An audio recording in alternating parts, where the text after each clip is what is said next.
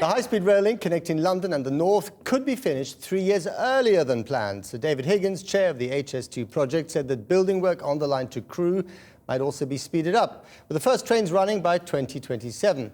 The idea is to share more of the claimed financial benefits with the north of England as soon as possible. But politicians were warned that they couldn't expect the £50 billion cost of the scheme to come down if they use it as a political football.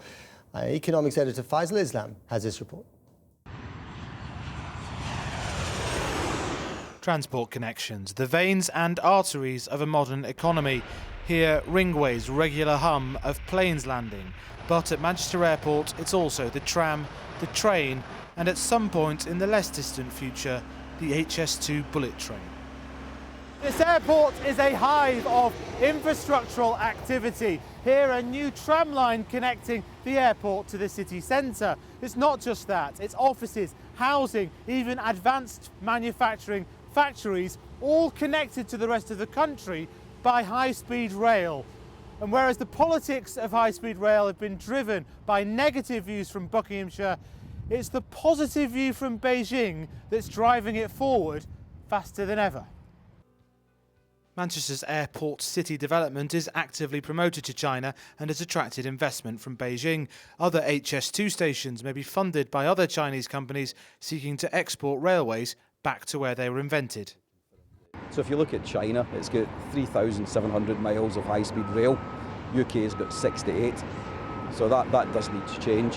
And they're attracted into investing into mega projects that you're planning on this site because of things like high-speed rail. Yeah, high-speed rail, better air connections will actually allow us to attract Chinese investors who want to set up marketing centres to actually trade with Europe and the UK and who want to bring high-tech manufacturing to the regions. In fact, all of the HS2 destination cities will this week be asked to outline master plans for multi-billion foreign investor-friendly developments around the stations. It's part of how new HS2 boss Sir David Higgins and the government think that a train line can rebalance Britain's lopsided economy. Doing it faster, he says, is the plan he's put to the Prime Minister, and he thinks this mission is too important to become a political football. I can predict if we don't improve it what will happen. It'll be more of the same. The north-south divide continues to grow wider. Something needs to change that.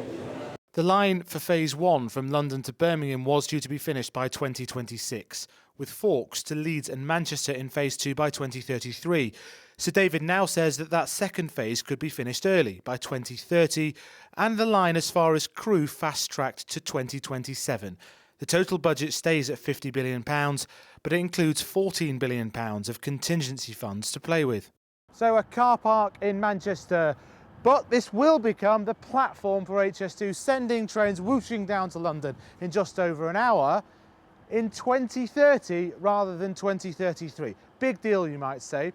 But the point of Sir David Higgins' announcements today is to throw down a gauntlet to Westminster, to say if it can legislate quickly, much of that £14 billion in contingencies could be saved to the taxpayer. The problem with moving quickly is democracy. Some of the protest against it in North London may be soothed by Sir David's plan to scrap the link from HS2 to the Channel Tunnel, but an active, organised campaign against the line remains unimpressed. Certainly today's plan had a hard sell that HS2's benefits were spread far and wide. Even on the front page of your document, you've got kind of cities, Newcastle, Aberdeen, Swansea, Exeter, Norwich. I mean, how are these guys going to benefit from HS2? Well, they're all part of the National Railway Network, and they all benefit from the national programme that's currently underway. So Swansea benefits because they're spending £8 billion upgrading the rail line from Paddington West. Right, but they don't benefit from HS2 or HS2 Plus? No, that's the whole reason why we need an integrated railway plan, particularly for the north, that shows where's the money going to be spent and how's High Speed 2 tie into that. After today's report, Labour and Ed Balls have been tied in to a yes vote at second reading soon, and it seems likely Phase 1 will now effectively go as far as Cheshire. The rest will depend on next Parliament. Any savings are being saved for them.